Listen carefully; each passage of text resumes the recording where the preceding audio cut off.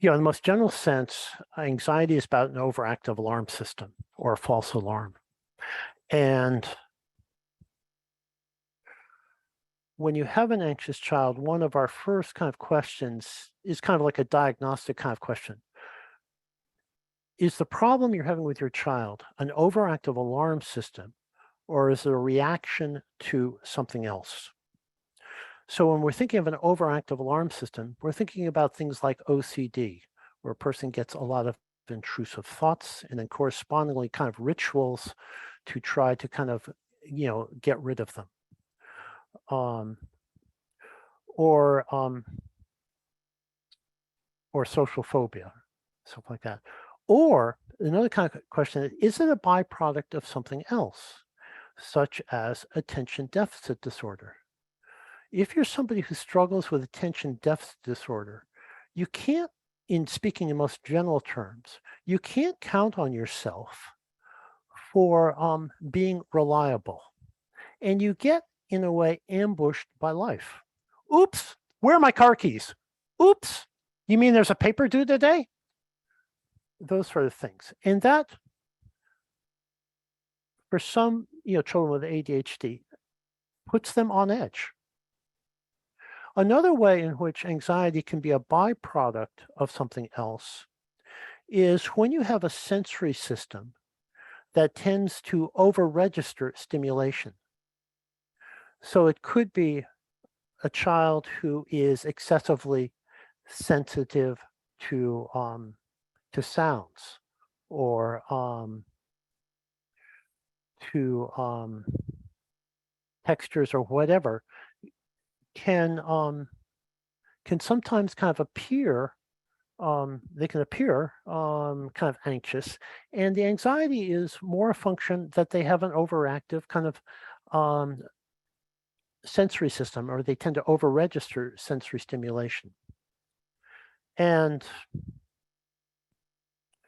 of course, anxiety likes to keep company with all sorts of things. In other words, it's often kind of a comorbid condition with other disorders. So we can obviously get more than one thing at a time. The other thing we need to kind of think about when we're thinking about labels and diagnoses with children is that children are developing. They're not fully formed. They're emerging. So it's often useful to think diagnostically more dimensionally in terms of your child rather than categorically, thinking in terms of flavors of a condition rather than they've got a condition. And also to kind of note that developmental trajectories are complicated. And in behavioral sciences, our capacity to kind of predict things are it's not awesome.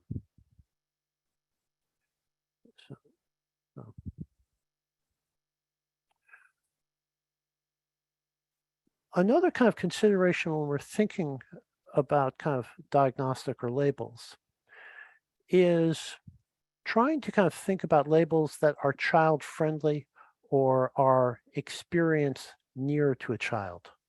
And this is particularly important with young elementary school children, for whom if they get a label like you have OCD or what other labels mean, the danger with the younger elementary school children is that they can think that that is part of who they are.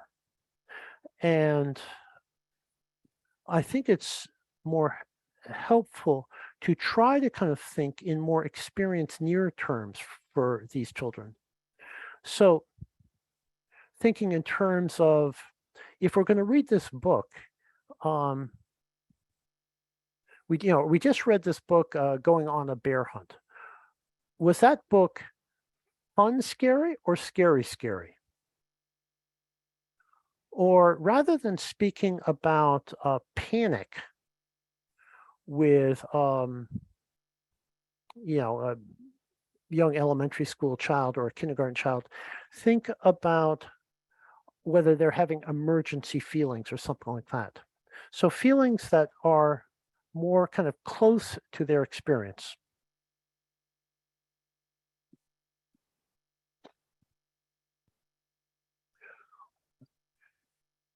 When and then another kind of consideration in terms of dealing with your child is not just in terms of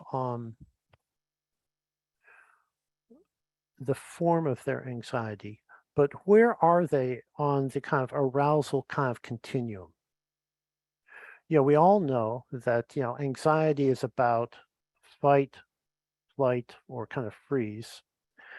Um, and that children, vary in terms of how anxious they are. It's convenient as this kind of illustration of a kind of a fear thermometer to kind of rate it on a kind of a scale of say 1 to 10 or something like that. And it's important for us to kind of think about in terms of our talking to our child in terms of what are they kind of up for kind of hearing right now. Um, the got a little ahead of myself. Um,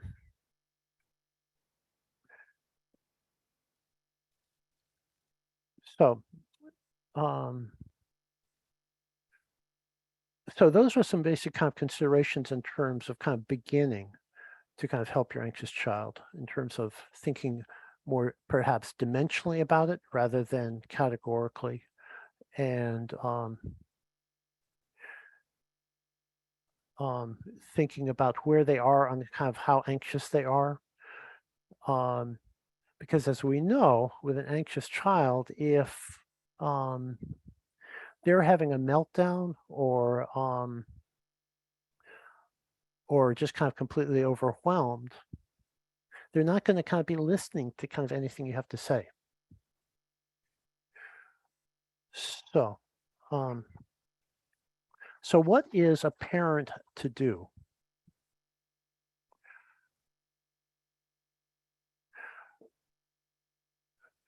First,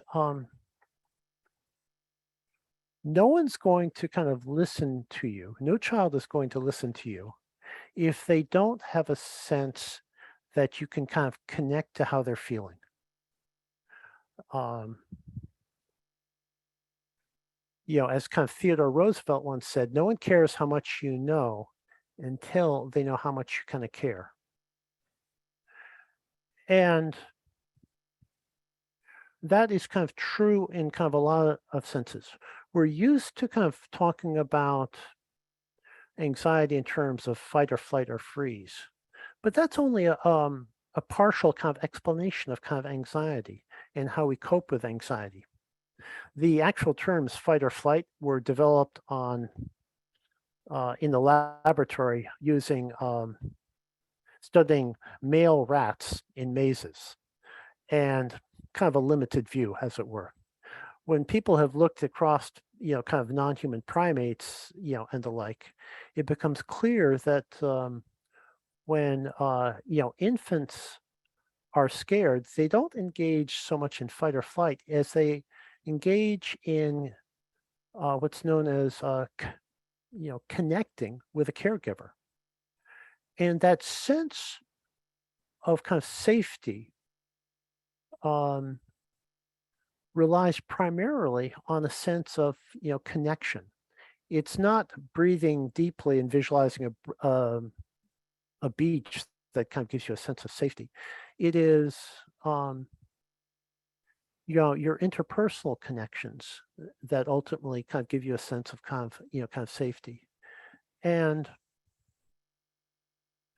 so one of the first things we want to do when we have an anxious child is not jump into problem solving, and certainly not to kind of say things like you have nothing to worry about, but to first empathize with them and to kind of say things like there are any number of things, but it must suck to feel that way, or that's a scary thought, or ugh, that brain bug is so annoying. In general, I think it's important to remember that your anxious child, their behavior is more desperation, not manipulation. And they will be a lot more open to you if they have a sense that you can kind of connect with them and you won't be getting this, oh, you just don't understand kind of stuff. They'll be more open.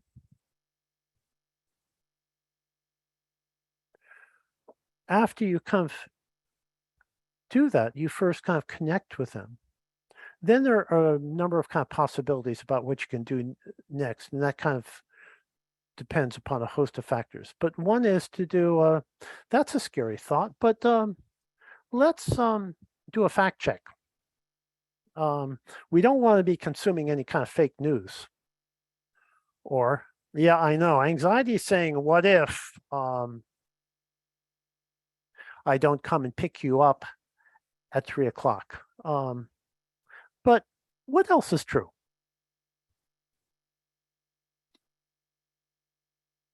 And we'll get to kind of talking about some other things to do, kind of shortly. So our first step is to try to kind of connect with our child around kind of being anxious. Then the second step, I would suggest is to personify worry, to give worry a name. And that's linguistically a very helpful technique in order to have a way of dealing with the fact that we have two parts of our brain that are kind of not agreeing with each other. The frontal cortex, our smart brain, is knows that probably doesn't make sense and something. There's nothing to worry about. But then there's this other part of our brain, kind of more subcortical, that really feels it intensely. And giving worry a name gives us a way of kind of talking about it. And we're not trying to make fun of it, but we're just using kind of a linguistically kind of convenient strategy for having a discussion. And it also provides a way of providing a little kind of distance between you and your worried thought and developing a different relationship to worry. So could be, this is the worry monster, or it's the brain bug, or the gremlin, dragon talk, Mr. Perfect, big fat liar, Mr. Exaggerator. And a few years ago, a number of my children were naming their worry monster Donald.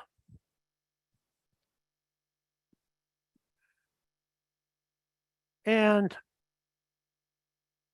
what we know about the kind of worry monster is that he sends a lot of junk mail, a lot of false alarms.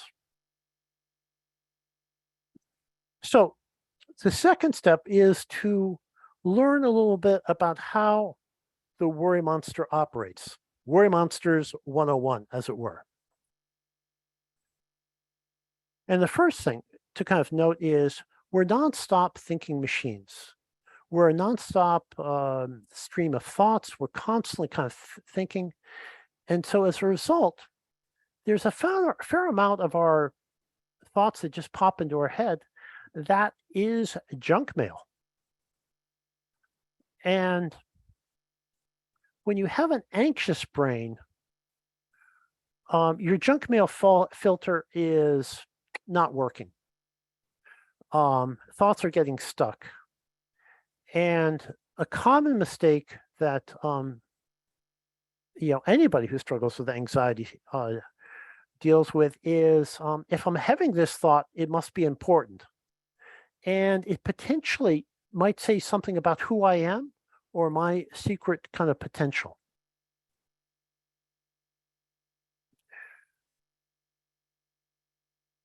So one of our first kind of tasks is kind of recognizing that, and perhaps suggesting to your child, that sounds like you're getting kind of junk mail. And for younger children who may not be familiar from junk mail from using a computer, it can be kind of helpful to show to them what you do with your regular mail that's junk mail, that it looks pretty important and looks very official, but you know what I'm doing with it? I'm putting it right in the recycling. I'm not even going to kind of open it up because it's trying to trick me into buying something that I don't really need, like another Capital One credit card.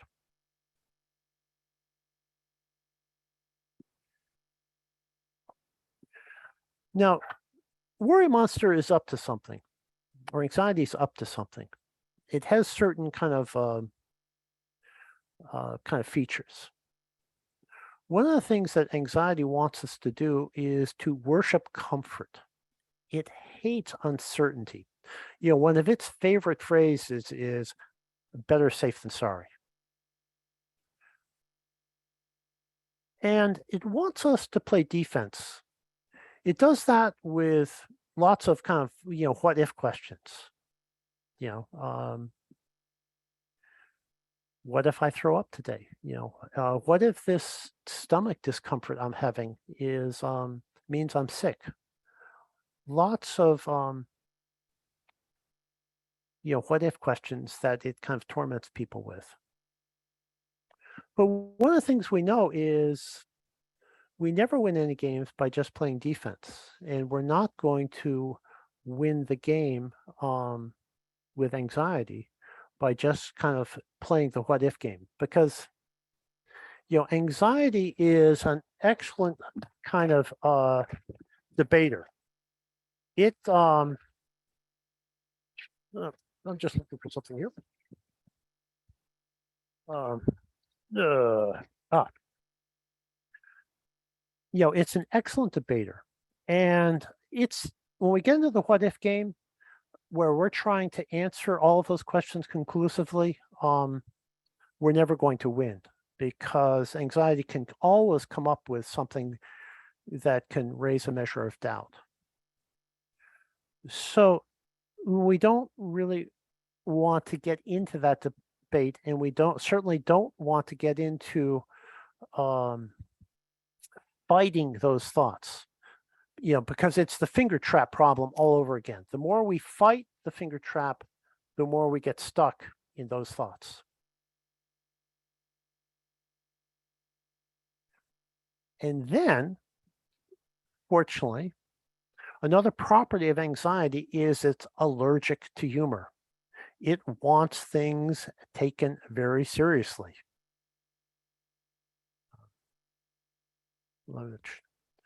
Oop, I want to back up here. So one of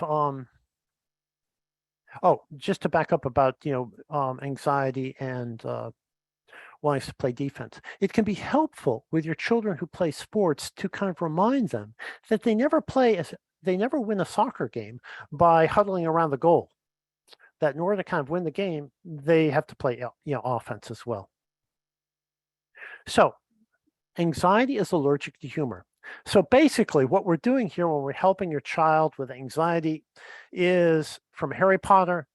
We're doing nothing more than practicing a defense against the dark arts. For those of you who read Harry Potter, remember in The Prisoner of Azkaban, Professor Lupin had one of his lessons was in dealing with boggarts, those shape changers that take on the form of your worst fear. And the trick to deal with boggarts was to use the ridiculum curse to turn it into something silly. So Neville Longbottom was understandably afraid of Professor Snape. So he turned Professor Snape into somebody who was wearing his grandmother's clothes, and that included a hat with a vulture on top. Or Ron Weasley was afraid of spiders, and so he imagined the spider on roller skates and obviously not able to kind of stand up. So if we can employ some kind of humor with that, anxiety is basically allergic to that, and that's kind of very helpful. Another thing in terms of that is to be talking to your anxiety or responding to it in a silly voice. Oh, I might throw up today. Oh, my, I might throw up today. Or whatever you can kind of muster that or the child can muster that can they might find kind of amusing and the like.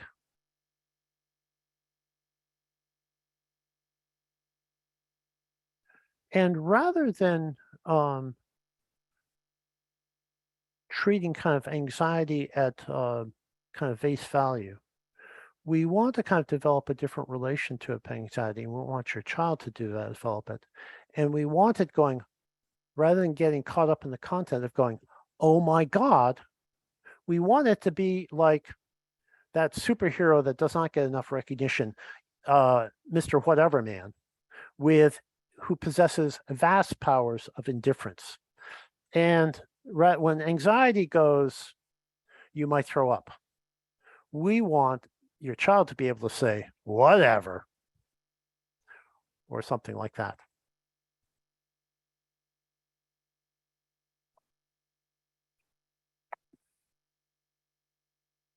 Dealing with anxiety is kind of counterintuitive because as a parent, what do we do best?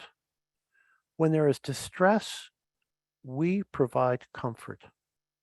And that is kind of one of the gratifying kind of things about being a parent is being able to kind of soothe a distressed child. I mean, think about when your child was an infant and when they were crying and kind of upset, that how what a wonderful feeling it was when you could calm them down. Um, it's really, they're like mini victory moments. Unfortunately, when you're in the land of anxiety, providing comfort and reassurance does not work. And you have a sense that your child might be anxious by the fact that they um, endlessly ask for reassurance. Are you sure it's not going to thunder today? Are you really going to pick me up at 3:05 today? Are you sure I'm not going to throw up today? Would you feel my forehead? Would you take my temperature? Um, and so on. When you have a child for whom their questions seem like a bottomless pit, then we have an indication that we're in the land of anxiety. And and all of the reassurance you can give does not work. So one of our tasks in terms of helping your child is to try to get out of the reassurance trap because it doesn't really work. It provides short-term relief of anxiety, but those anxious questions come all back again. So after talking to your child and giving them a framework about kind of understanding anxiety, some of the stuff I just talked about, one of the kind of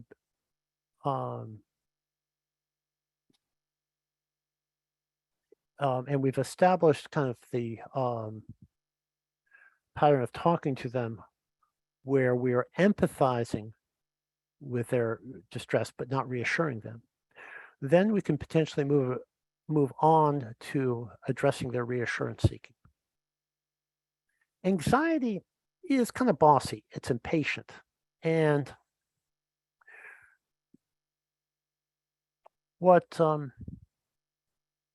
what we want to do is to create a little kind of friction between the child's anxious question and your response. So one of the most basic things to do is to make anxiety wait in line. After all, we all have to wait in line at the grocery store. They have to wait in line to go out to recess. So I don't see why anxiety should get a free pass and then not have to wait sometimes too.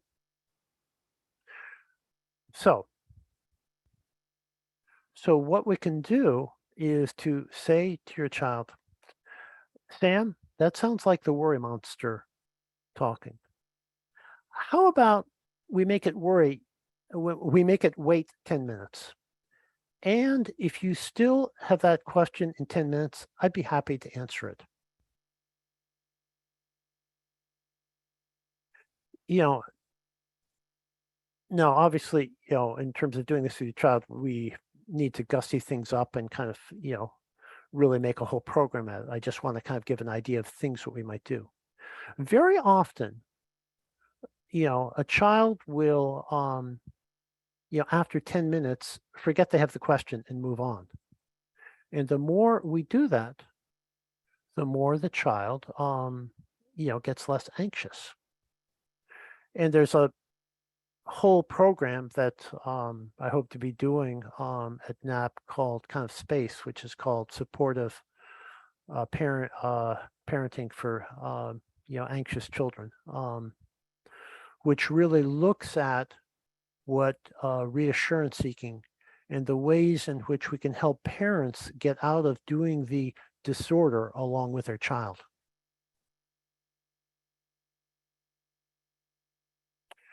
So,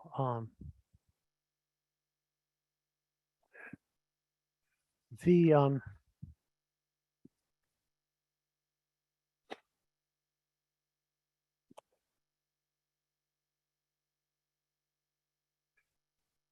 the other things we want to do to kind of help your child is to begin to kind of help them, you know, identify their automatic kind of thoughts that they have and around kind of being anxious, and certainly how we talk to ourselves is going to influence how we feel. So if we're sitting in our room and we think it's a burglar, then we really have no choice other than to kind of feel afraid. But if we can reframe that, it's just the trees against the window, then we can have a chance to kind of be calm.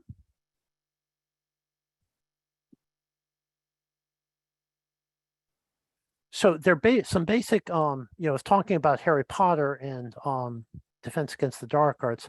I'd like to kind of suggest that there's some basic charms, shall we say, for countering anxiety.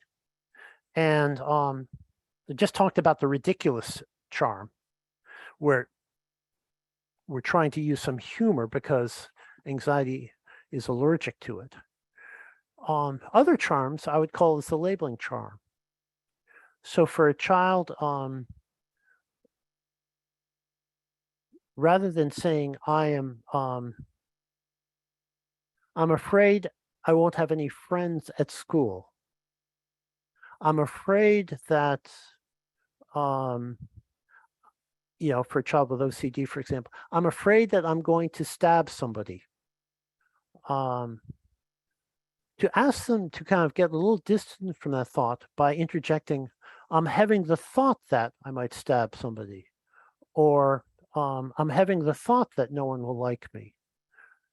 That these are thoughts rather than facts.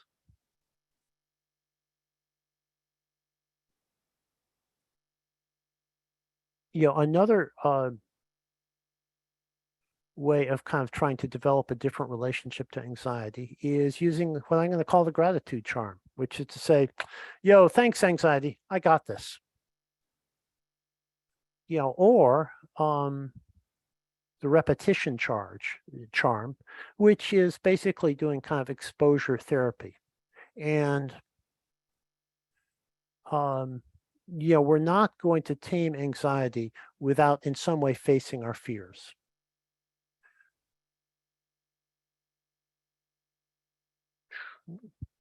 Oop. I got a little out of sync here. Not sure how to back up here, but okay. I'm just going to kind of march ahead.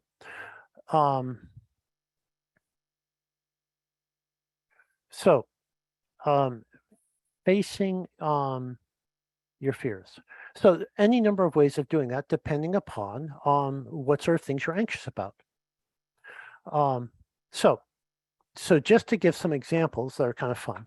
Supposing you're afraid of throwing up.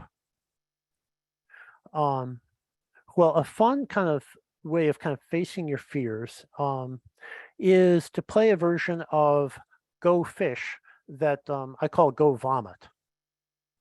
So we make up some cards, I don't know if you can kind of see, in which we put all of the various ways in which, throwing up is referred to in slang. And we play a version of Go Fish. So do you have any do you have any vomit?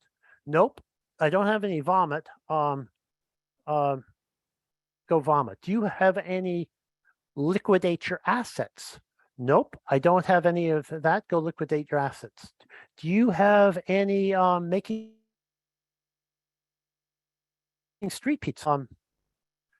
And so on. Or you can do that with a fear of spiders and making a variety of kind of spider cards and saying, do you have any woodhouse hunters, or do you have any Australian trapdoor spiders, or kind of things like that.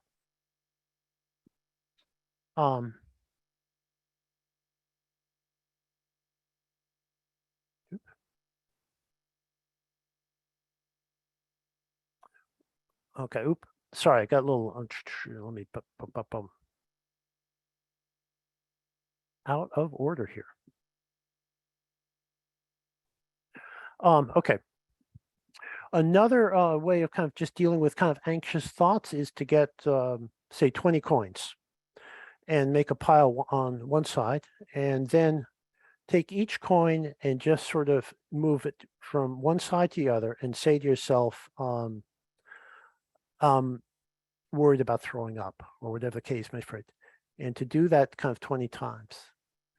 And very often that will result in helping the child get bored of those thoughts, because we want a child to begin to kind of develop a different relationship to their thoughts, so that rather than pushing the panic button when you get them, you are treating them beginning as kind of just thoughts, just junk mail. And then another kind of simple kind of thing to do is to kind of just do the opposite. And that's, again, another kind of form of kind of doing an exposure. But that might also be kind of saying things in a kind of a silly voice. There are any number of kind of possibilities.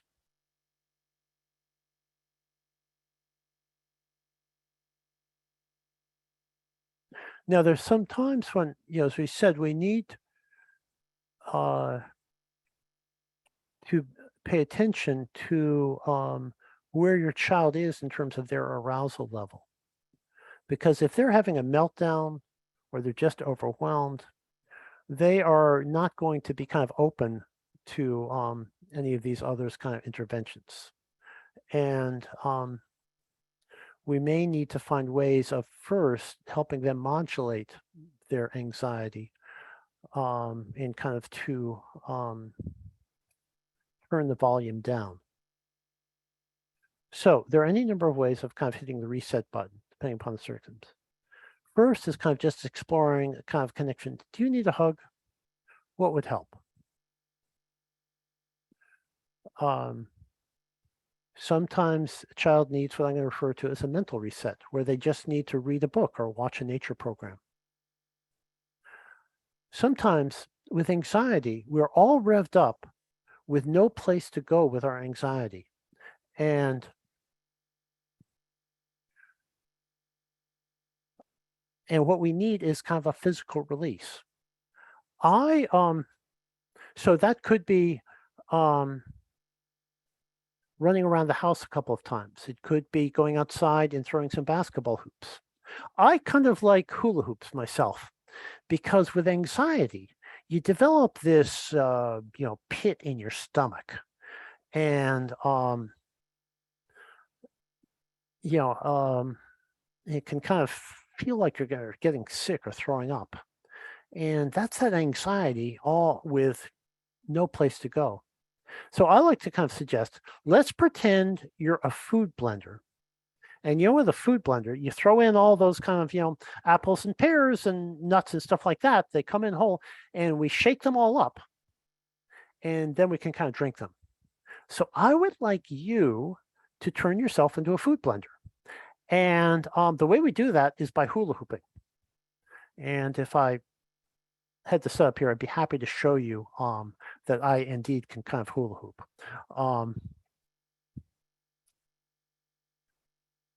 But child may benefit from a kind of a physical reset, and also sensory-based activities can also help turn down the volume so that they can kind of address their anxiety more directly. And then of course there are a variety of kind of grounding activities that I'm sure most of you have kind of heard of, where the purpose of kind of grounding activities is we have all of this anxiety inside of ourselves. We're oversensitive to those signals coming from inside of our body.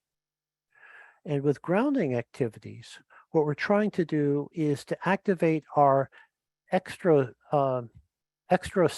senses, which is kind of hearing, sight, touch, and the like, rather than the ones that are more internally focused, known as interoception. That's kind of feeling your heart breath, your breathing, and stuff like that. So in kind of high anxious moments, that's why people often recommend doing grounding activities. Notice 3 things that you can see, 2 things that you can hear, and 1 thing that you can touch, or variations on that. It's actually what's behind the classic book, Good Night Moon. You got this anxious bunny, about to go to bed. And how does it kind of deal with its anxiety? Well, it looks around the room and it says good night to everything in the room, activating, getting itself outside of its head, focused onto its environment. So it's the good night movement jumping over the moon. It's the old lady whispering hush, and so on. And what's hard with dealing with anxious children is we don't necessarily know where they are on the kind of arousal scale. And I think that we need to give ourselves kind of permission to experiment and not be perfect, because we can err in terms of ignoring their high intensity anxiety, and it just leads to more of a meltdown. Or we can treat their anxious kind of display, giving it too much importance. And if we gave, and that's kind of what happens in the beginning of the school year, where a child can protest mightily about going to school. And if we give those feelings too much importance, their child's not gonna go to school. But finding kind of a balance of that, I think is one of the more complicated tasks of being a parent, in terms of what's your child up for? How much do we push and how much do we kind of accommodate? And I think it's something that it's a skill we have to kind of develop as parents by knowing our child. But I think it can be it's tough. So all right, it's 5 of 5 right now with our kind of delayed beginning. And I think I'd like to kind of stop so we could have time for kind of questions and possibly kind of talk about some of the things that might be meaningful to everyone here.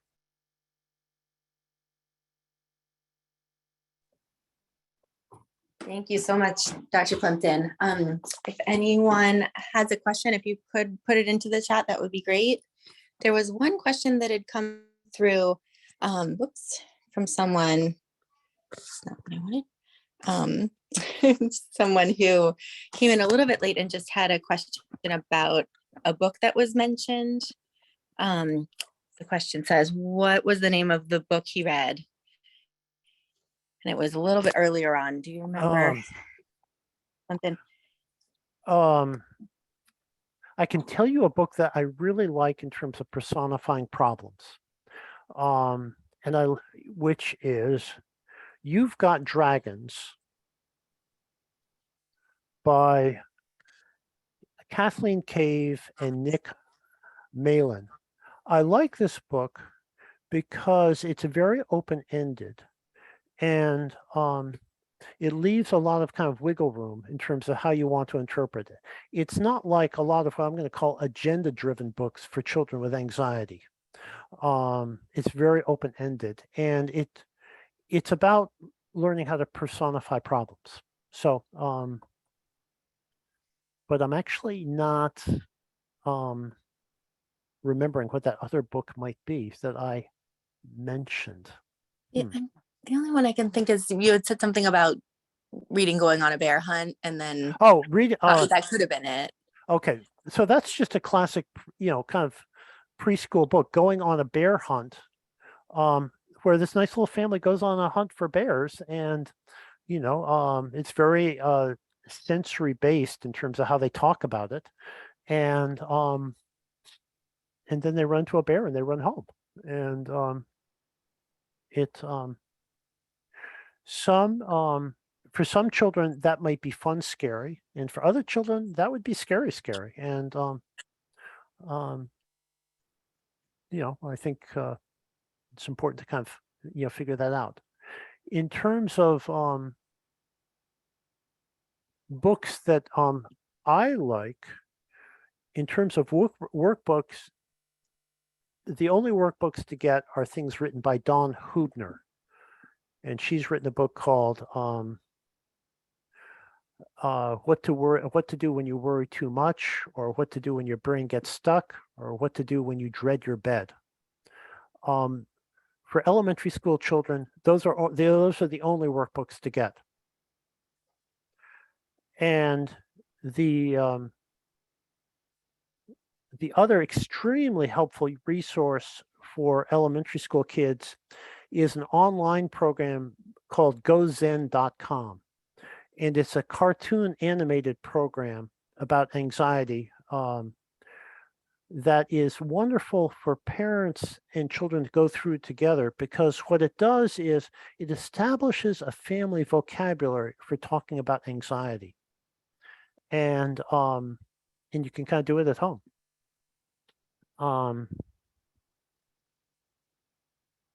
Great. So, okay.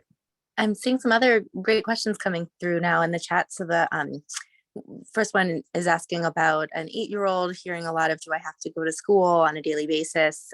Just wondering kind of the best way to approach that without getting too anxious from the parent side. And some days it did get to the point where they ended up just having to keep the child home because it got very escalated. So just thoughts about how to handle that kind of daily challenge. I'm sure that's a common one. Yeah. Well, I think with that kind of situation, it's very important to kind of establish a collaborative relationship with the school, because and to really enlist the schools as kind of partners in kind of helping your child, because it's really hard to kind of deal with something like this if you don't have any idea of what the child's actual experience in kind of school will be, or you can't get some help from the school in terms of making that kind of transition. And also knowing that you have a kind of a collaborative relationship with the school is really helpful in terms of you feeling comfortable peeling that child off of you who's probably clinging on like Velcro. So that would be kind of one thought I have. And and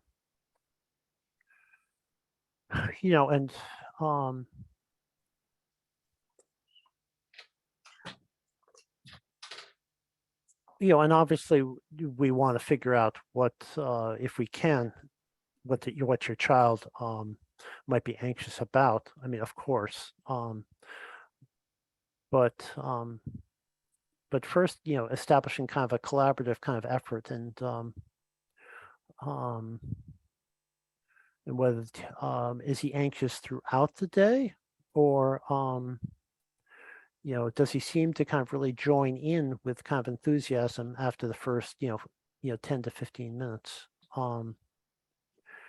And I think it's also important to kind of see if you can get somewhat of a detailed response from his teacher, because if we have a child who um, has any kind of perfectionistic kind of tendencies, or is just anxious in general, they don't want to draw a lot of attention to themselves. So they really could be kind of suffering in silence. So be helpful to see if the teacher could kind of get involved in some way. So Great. um, Another question here about social anxiety. A child that just really seems to struggle to talk to people he knows if they are seen at the playground or say hi to known adults. Seems like the teachers don't see this behavior at school.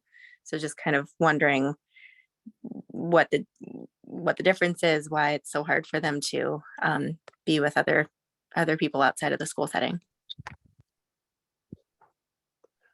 um, well, I would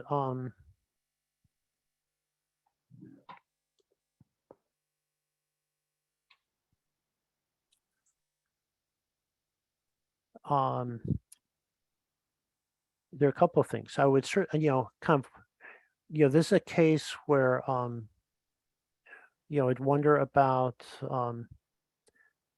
whether there's any kind of dimension of kind of selective mutism here, which is to say a child will talk fluently at home, but is very reticent to kind of talk outside of the home. And so, so one thing to be alert to is whether you are doing a lot of accommodating to your child. So speaking for him in situations, say if you're at a restaurant and you know what he wants to have or she wants to have, so you order for him rather than having him involved in some way. But often with these sort of situations, as parents, we can end up doing a little too much accommodation for them. But what we can also say to your child in terms of connecting with them is empathizing with them. I know sometimes when we're out, your words get kind of stuck in your throat. I know you want to be talking to your Uncle Tom, but sometimes your words get shy and they get stuck in your throat. And it's also possible that he or she might be concerned about saying the wrong thing, and would be interested in about whether there are ways in which your child might be struggling with some perfectionism, thinking that um, they need to say things just right or perfectly, or people will be judging them, something like that. So it, um,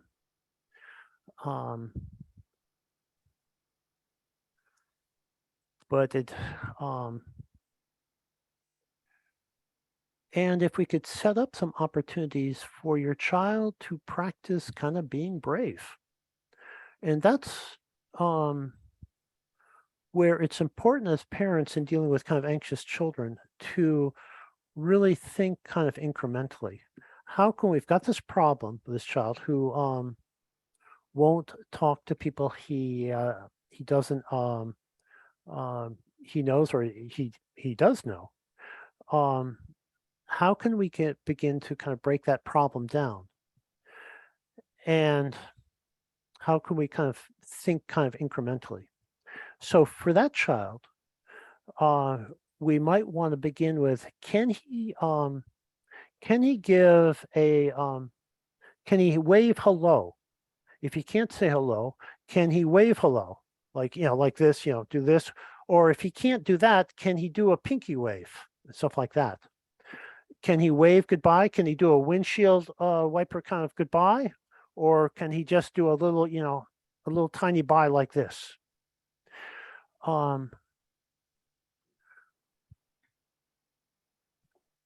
It may not be just kind of verbal communication that this child is struggling with, but he may be kind of struggling with nonverbal communication as well. And if we can kind of increase their nonverbal communication, we'd be kind of taking a step in the right direction. So. Wonderful.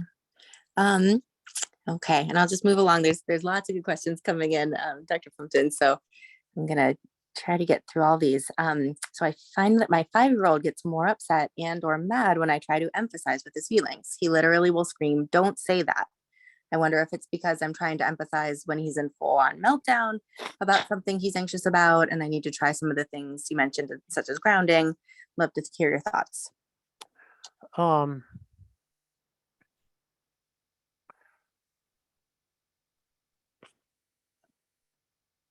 Okay, so that doesn't work. So, by the way, parent, you clearly have one of the kind of essential, we're not perfect we're not perfect. And God knows we make mistakes. And fortunately, this child is a parent who is able to observe himself or herself and know when something is working or not working and shift gears, because it's an exercise in imperfection. And one of our greatest assets as parents is our capacity to recognize, oops, that didn't work, and to try something else. So with your child, let's kind of be simpler and say, is there anything I could do that could help? And just kind of leave it at that. Or you could try, although, do you need a hug? Also, anxiety and all of these problems create a sense of urgency. And one of the best things we can do with an anxious child, and this goes back to the person who was talking about their 8-year-old and child going to school, is to try to remove a sense of urgency. And so you could also say to your child, I see you're upset. Take all the time you need. And when you're ready, let me know how I can help. When we remove that sense of urgency, a lot of stuff can help. If you've got a child who's having difficulty going to school and is fighting, of course, see whether there's something else that may be going on. But it's also important for you, a parent, to say to yourself, in effect, there's no rush here. This may take until mid-October before he's comfortable going to school, but I'm going to take all the time I need to help him kind of get used to school, okay? If we remove that sense of urgency, then we can be more available to our child and respond more calmly. Because we know that anxiety is contagious, and we know your children have super duper radar for picking up on your tension. So if we can kind of find a way of removing that sense of urgency, we're actually paradoxically going to have a better chance of being successful. Okay, great. And then our next parent is wondering, how long does it take anxious kiddos in general to adjust to a new school? So in their case, it's kindergarten, before they might be concerned that there's a bigger issue than just start of the year jitters. I would give September and October myself.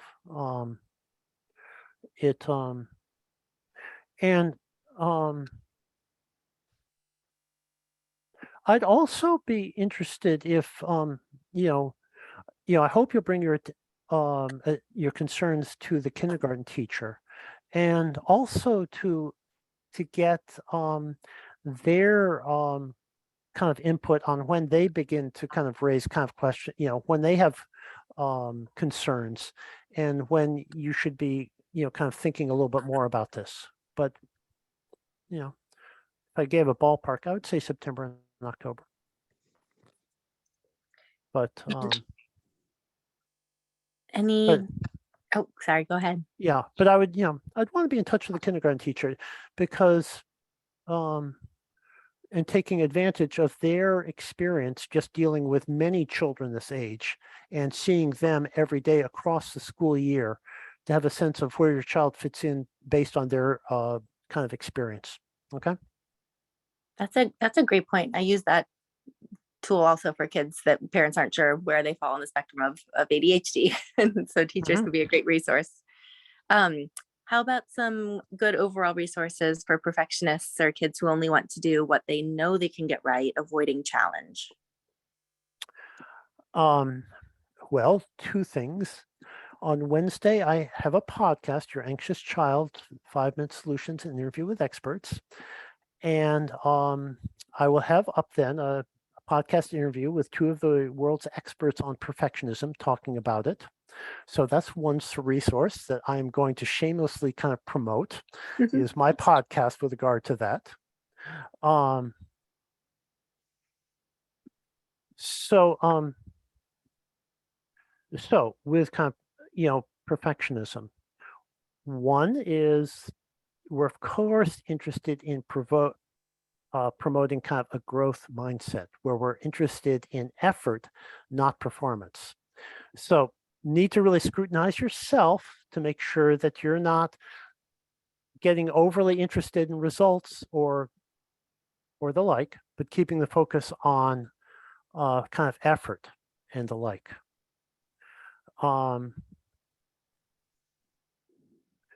And bringing attention to, wow, I noticed you got out of the car for the birthday party and you went in. Those are great steps. Or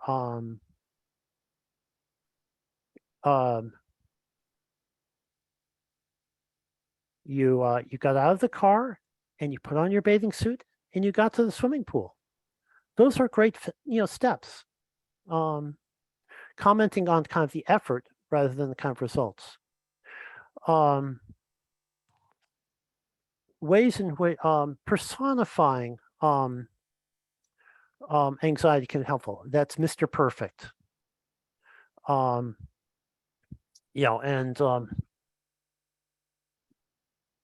I like to kind of get goofy with this, and I put on my brain bug hat like this and say, okay, I'm Mr. Perfect now. And say, ooh, you didn't do that just right. I wonder whether you will have to repeat 3rd grade or whatever. Any variations on that. But to personify Mr. Perfect, we're not going to let Mr. Perfect kind of boss us around, something like that. So things like that, and playing games where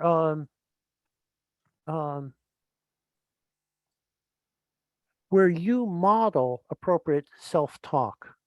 So, perhaps this is a child who really can't tolerate kind of losing at games. And board games are a wonderful forum for you to kind of model for your child things like, oops, forgot to look all around. You just took my my king. Oopsie doops. I guess I'll have to look around a little bit more next time. And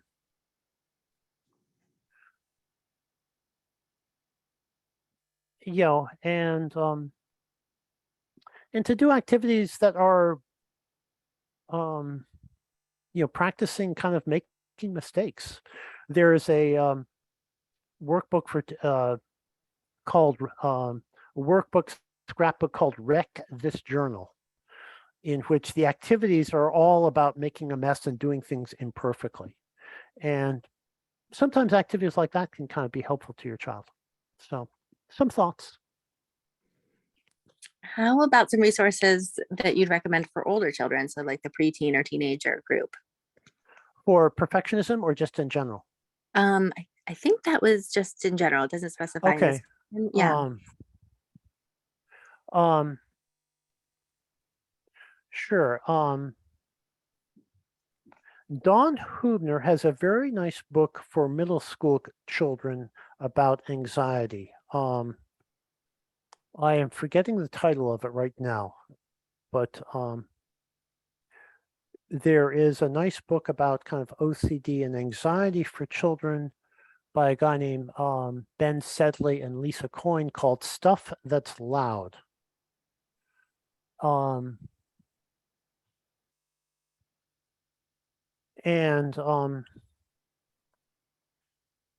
there's kind of two different audiences: the middle school, audience, and then the kind of the teenage audience, or high school audience. And the high school audience is more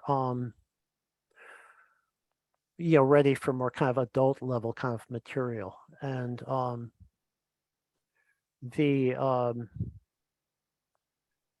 the kind of middle school audience, they are kind of in between and kind of all over the place. I find workbooks that you can kind of see advertised problematic. Uh, so often kids will say that's homework, and also workbooks. I often find are kind of dead on arrival, for this kind of age group. They can be helpful if they're in conjunction with a therapist using them, or in conjunction with something else, but they certainly rarely stand by themselves in terms of kind of being helpful. For YA fiction can be kind of helpful in decreasing kind of a sense of aloneness. Um, um, a problem with kind of being anxious is you feel like you're the only one. You're embarrassed to kind of, often embarrassed to kind of say what um, you're embarrassed about. And YA fiction can be very helpful in terms of decreasing that. And that's whether you're dealing with anxiety or you are dealing with struggles around gender identity, or depression and the like, to kind of know that you're not alone. It A woman's Scarlett, not Scarlett Jameson. Forgetting her a lot. Scarlett Jameson, I believe, has developed something called superhero therapy, and she developed it because she was lived in the Ukraine, was a victim of the Chernobyl nuclear power meltdown, and they emigrated to the United States. She didn't speak very much English. She was labeled radioactive girl in her middle school. And when she was working in movie theater, she saw um,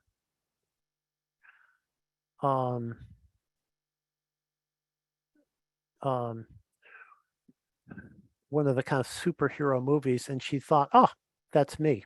And it really decreased herself, that her sense that, hey, I'm not alone. So interesting. I think why fiction can help as well.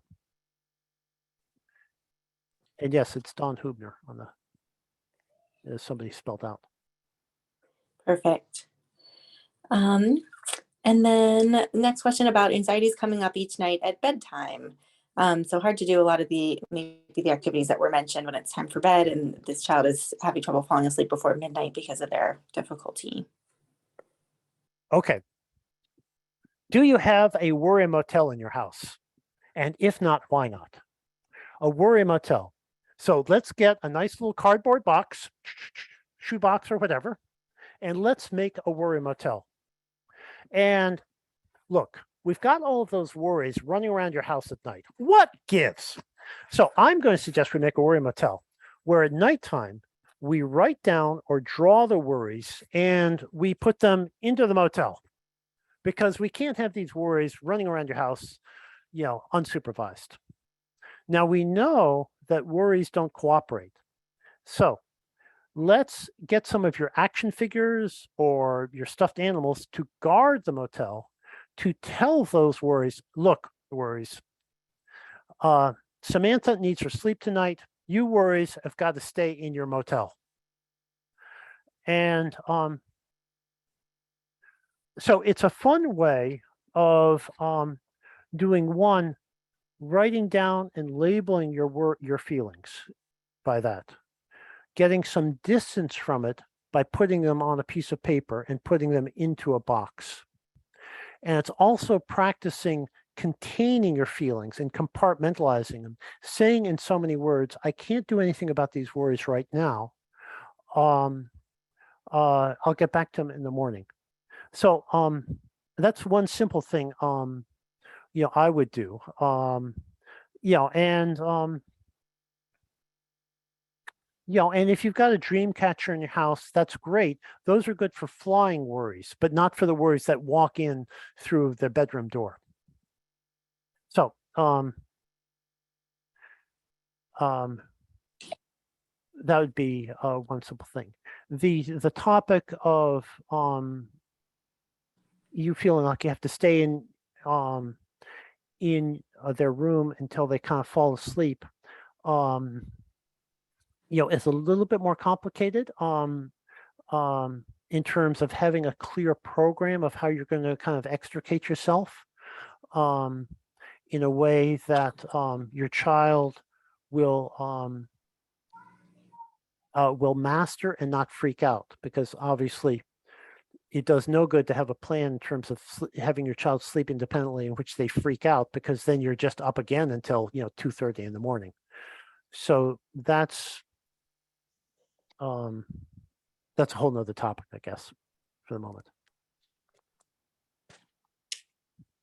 Okay, and then a question here about just asking if you could talk more about raising awareness of when you're inadvertently offering reassurance and how to shift to other strategies.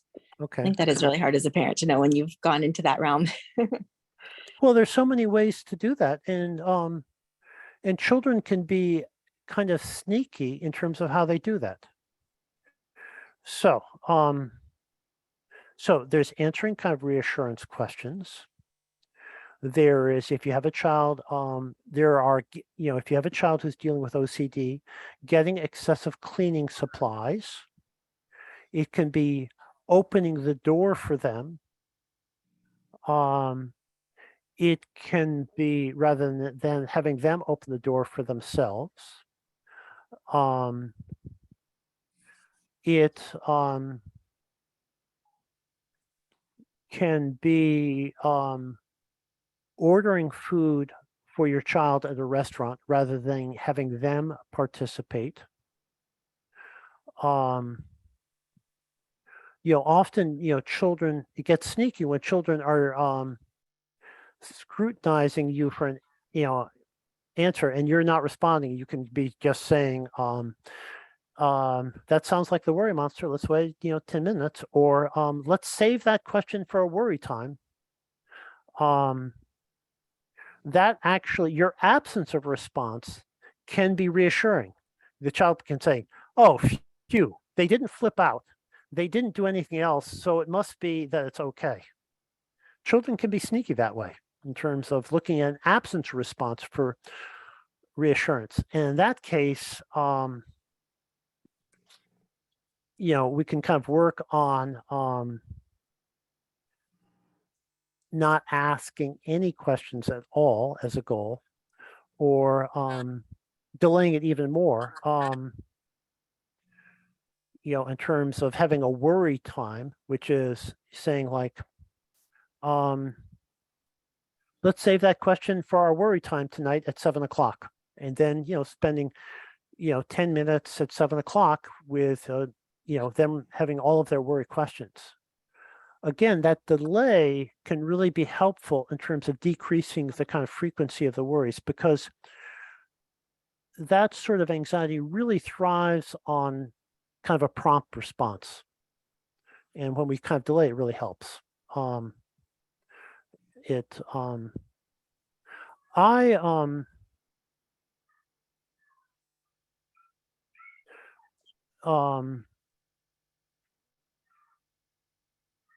So those are things. I'm not as keen with kind of children of, saying things like, well, anything is possible, or, maybe. It, I think it often kind of is distracting, can kind of be perceived as just being mean rather than, and then not really kind of listening to you. So it's subtle, subtle. And then I think we just have a few more minutes. There's one question and then a follow-up in the chat that I think we'll have time to get to. So the next question, any suggestions for a child whose anxiety comes out in fight responses?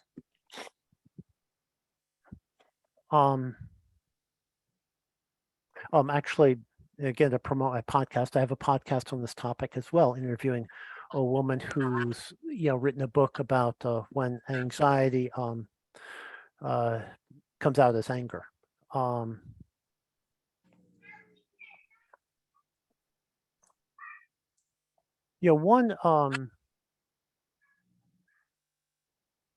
most basic kind of thing is to see if we could kind of help the child kind of identify kind of what he or she is kind of scared about, and kind of just so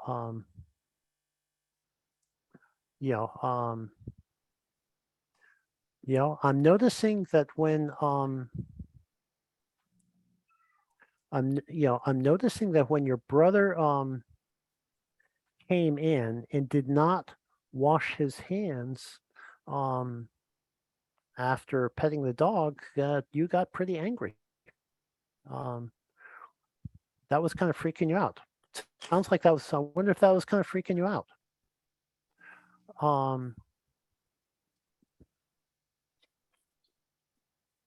But I think most basically, I would try to, back up and get the child to kind of identify, and talk about kind of the trigger, and see if we could get them to more accurately begin to kind of label that. Um, um, because often, that's a task for kind of children, is to kind of begin to kind of more accurately begin to kind of label their feelings. As with the kind of classic of how are you feeling, or how's everything? I don't know.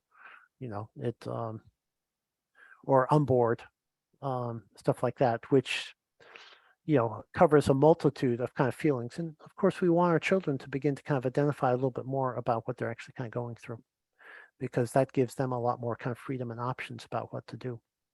So Perfect. And then just one last follow-up question. Getting back to the example of a child not being anxious about going to school, not wanting to go, and you had mentioned trying to take away the sense of urgency and giving them all the time they need. Would you still recommend having the child go to school but going in late, or I'd not go at really all? try. No, I'd really try to avoid that at all costs, because you're opening up. If they're staying at home, they have more, and they don't have the structure of school to respond to.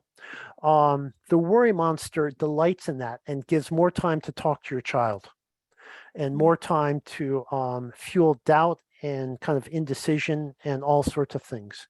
So really like to avoid that at all costs, and kind of be there, if anything, a little bit kind of on the early side to kind of go to school.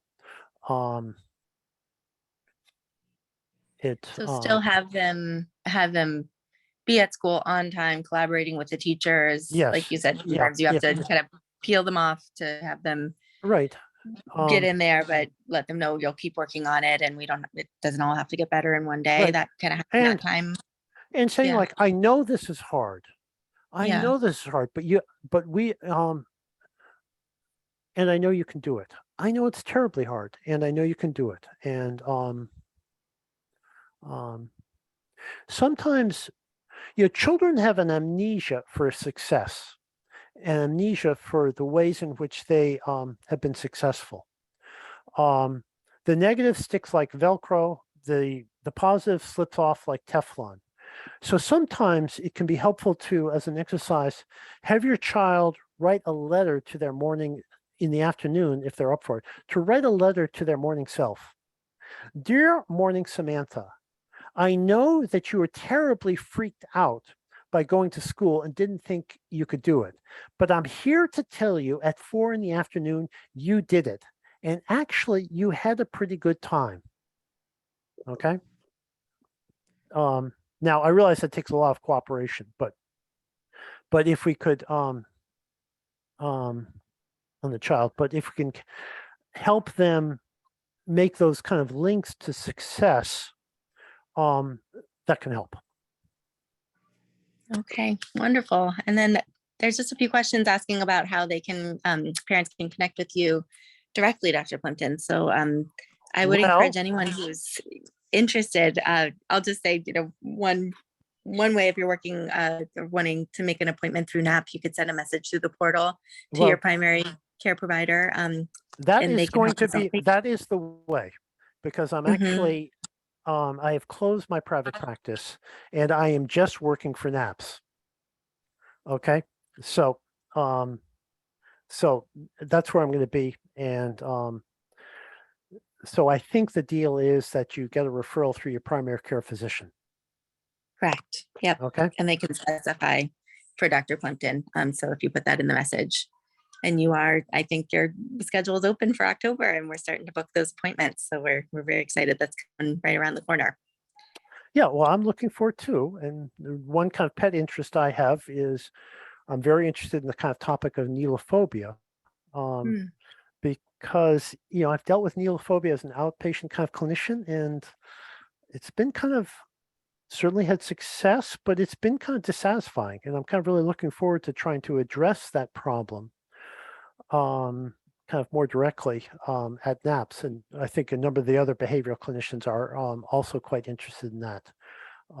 Because when you get that kind of, when you have an elementary school child who's had some unfortunate experiences with needles, and maybe they've had a chronic medical condition where they've had lots of needles when they were really tiny, but it really creates this kind of automatic kind of freeze response that is really kind of tough. And so I'd like to see if we could get better ways of kind of helping with that. That would be wonderful. And that might also lead in, there's a question about doing one-on-one counseling, which I know is something that you will be primarily doing, Dr. Plimpton, but then curious if there might be some group work or other workshops that you could be involved in. So I don't know if you've had thoughts about that. I don't think I've heard anything yet. There's one group known as the SPACE group, which is looking as a very empirically verified effective intervention for parents of anxious children, where we look at how the parents respond to their anxious children and look to kind of the ways in which you can productively modify how you respond to them. It's called SPACE.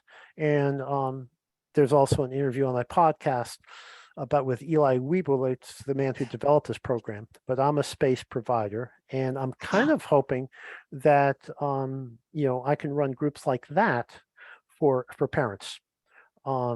Because we can do it via Zoom, and it can it's been shown to be highly effective. Wonderful. Okay, everyone. Well, thank you for all of our parents that participated today. Thank you so much to Dr. Plimpton for sharing such a large amount of your expertise in such a short time. That was really, I think, helpful for everyone. And we're seeing some good comments. It was terrific, and many people very interested. Well, good. Well, I look forward to meeting you all, or maybe not all of you, but it'll be fun. And and we need to. I'm sorry, some of you are struggling with anxious kids, but I think that again, if we can kind of have fun dealing with this, often we can kind of get there quicker. So, looking to do that. Perfect. Okay, Dr. Plimpton, we'll let you get back to your Sunday evening, and then look forward to seeing you around the office soon. Well, great. Thanks so much. Thank you.